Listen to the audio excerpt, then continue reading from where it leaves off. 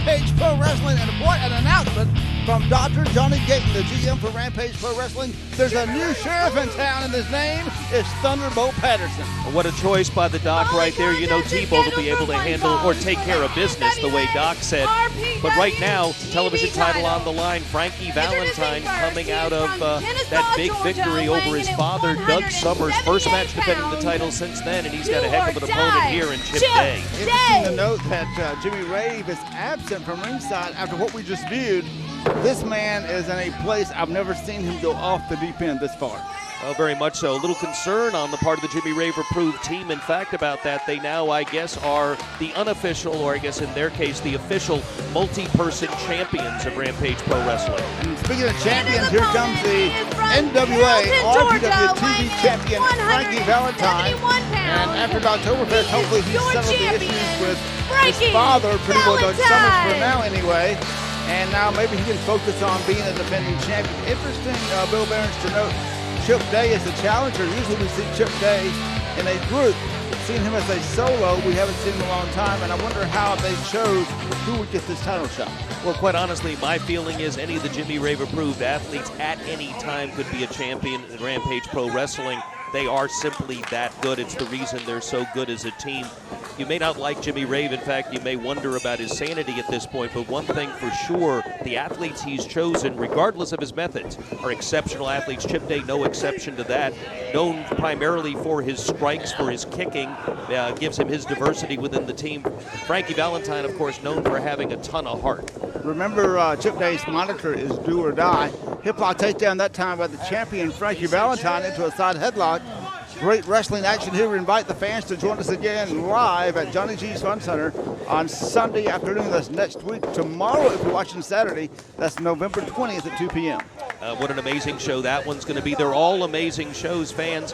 No, it's when it's a pretty day out on a Sunday, you're thinking maybe I just want to go do something else. Well, the good thing is 2 o'clock we get started, usually done by about 4 o'clock. Still a great part of the day to enjoy. And if it happens to be a rainy day, what better place to spend a rainy day than Johnny G's? And the Thanksgiving holidays are coming up, and that's a family event. And Rampage Pro Wrestling is always a family event. Want to keep up with all of the action? Remember now, it's RampageProWrestling.net. Check that out, or follow us on Facebook.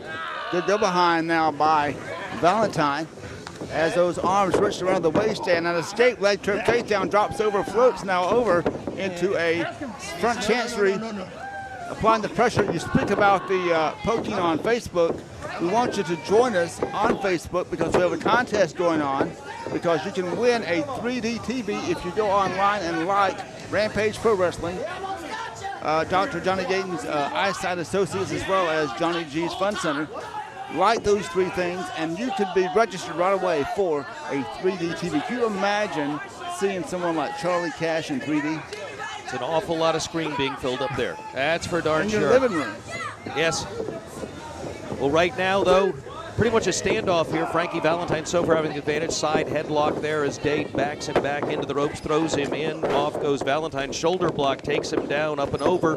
Comes in again, leapfrog by Day, but Valentine stays there, arm drag. Good spin on the arm into a head scissors, escape by Valentine. Goes for a chop and misses. Now a kick and a chop by Valentine. Notice that Day always goes for those kicks. Very natural for him to go to the feet, and he's very effective with that time, caught with a chop, and obviously chopped pretty hard. Well, and you wonder whether Day is a little bit cowardice showing as he rolls out of the ring. Actually, I think that's fairly smart at this point. Slows the pace back down, gives the advantage back. Valentine had the advantage at that point, but now can't realize that advantage as Day was able to slow the action down by going to the outside. Also remind the fans that if you missed Oktoberfest, it will be coming up on DVD very soon. We showed you some highlights here. We can't show you everything on TV, but be sure to look for that DVD in the very near future. And some of those past big shows already available on DVD. And again, you can go to the website, RampageProWrestling.net, to buy those. Armbar now and full-on twist with a wrist lock by Chip Day. That is a control maneuver. Good escape there by Valentine. Doing some flips, but not able to break the hold.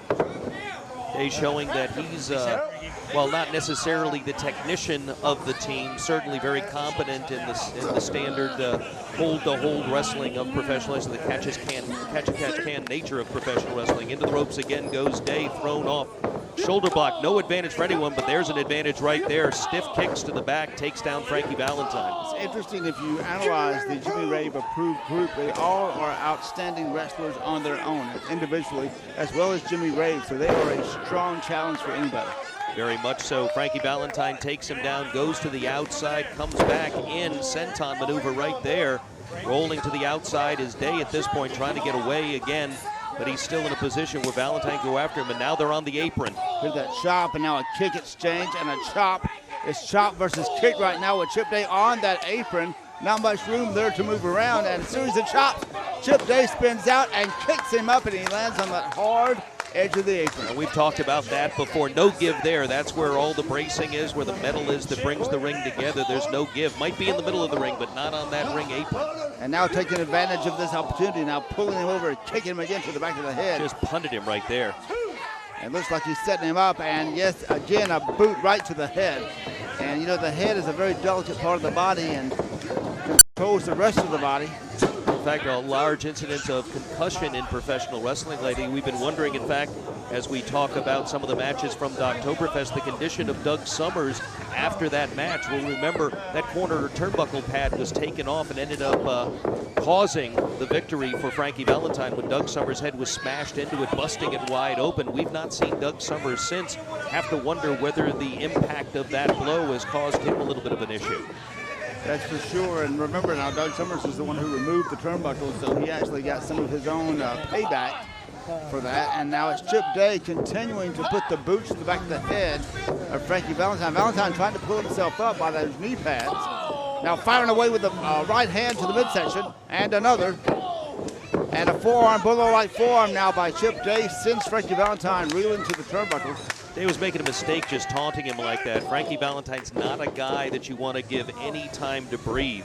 Tremendous resiliency in this young man. I've never seen anybody come back like he does after taking a beating. Fans, don't go away, because our main event on this program is tables, ladders, and chairs. Oh my. That's the main event anywhere in the country. It's coming right here on TV. And on the line, prestigious titles, the Rampage Pro Wrestling Tag Team titles. The usual suspects really at a disadvantage in this match with those two teams, and this is like the second time they've had this disadvantage. Last time they managed to escape with their titles, but damage was done by the Cash Vault team. Bobby Moore putting Murder One through that table in that one. So right now we know the usual suspects come in a little bit angry, but you got to wonder a little bit about the condition of Murder One after what happened at Oktoberfest. And you know, going into this match, they have weapons, because the weapons are part of the match. So someone is probably going to get hurt in this match, that's for sure.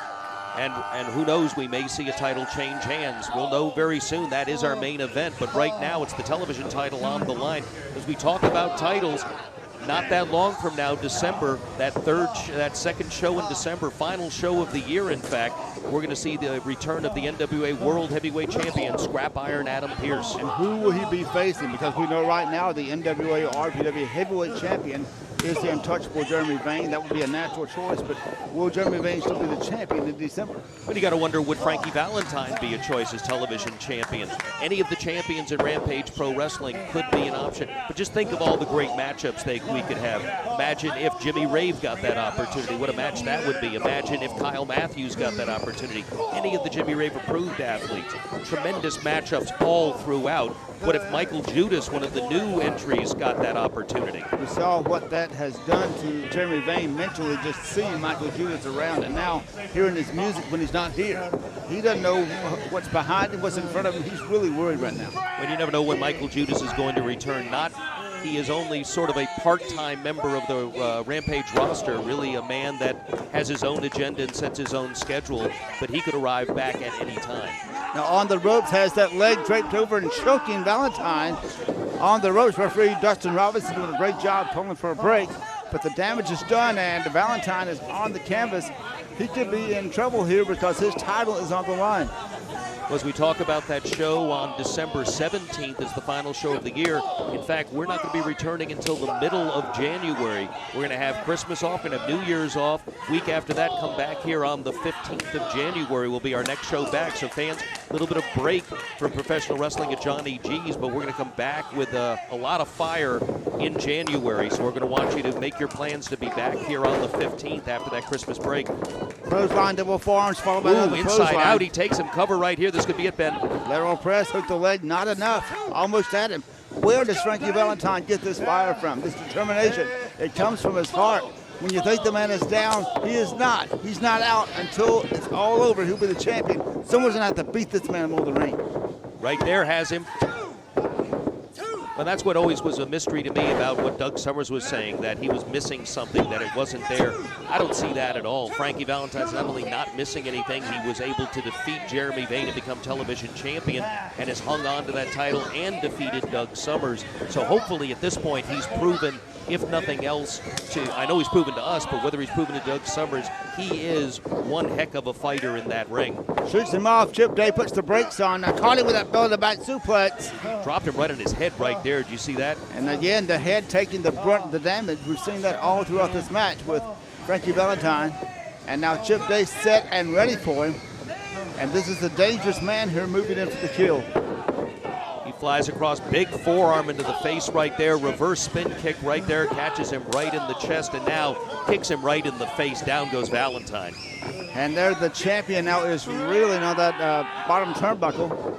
And in comes Chip Day with both knees right to the head. Nowhere for Valentine to go. Stuck That's going to be all she wrote right here. No, not enough. I thought he had it. I really thought Frankie Valentine had thought enough. he had him too. Look at him. He's talking to referee Dustin Robinson. Right now it's Frankie Valentine barely able to get up to his knees, and as he does, cut off by Chip Day. You see that banner behind us, the National Wrestling Alliance sanctions those matches here, but I don't believe they're going to sanction this tables, ladders, and chairs match. Well, the titles are on the line, and they didn't object to that. They didn't sanction the first blood match as a title match, but I do believe, honestly, the table, ladders, and chairs has been sanctioned as those titles are on the line. Russian leg sweep, again, cover, and not enough. And you see the frustration in the champion's face. Frankie Valentine came into this match to win this match. There's no doubt about that. Oh, cuts off Valentine right there. Could have broken his jaw. Swing and a miss right there, but no miss right there, right on the knee. This could be it, but Valentine taking his time getting over. A lot of wind taken out of him. Covers, doesn't get the leg, though. Well, somebody else does. Well, he Patrick Bentley at ringside. Wait a minute! There's Sal Rinauro. Bentley down, and Rinauro is in. Referee's going to have to disqualify Bentley. He saw that right there. Rinauro in, takes him down. Phoenix Fury leg drop right there. Sal Rinauro certainly has Now here's Posey. Well, goodbye, Posey. Conspicuous by his absence since Oktoberfest. And goodbye, and a meeting of the minds right there. Hollis still in the ring, but not for long. Sal Rinauro's on fire. And we wonder where Sal Rinauro was when Jimmy Rave is in the ring. Swing and miss a drop Wait kick a minute, there. and the reinforcements are in as Kyle Mathews takes Rave off his feet with a drop kick. Now Jimmy Rave approved on the outside, inside the ring. Part of that War Games cage match team standing tall with Frankie Valentine. Going to be a disqualification, but the title doesn't change hands regardless. Sal Rinauro is in the mind of Jimmy Rave. Winner by disqualification. More Rampage Pro Frankie Wrestling with our Valentine. tables, ladders, and chairs match coming up. Don't you dare go away. Sal Rinauro is back.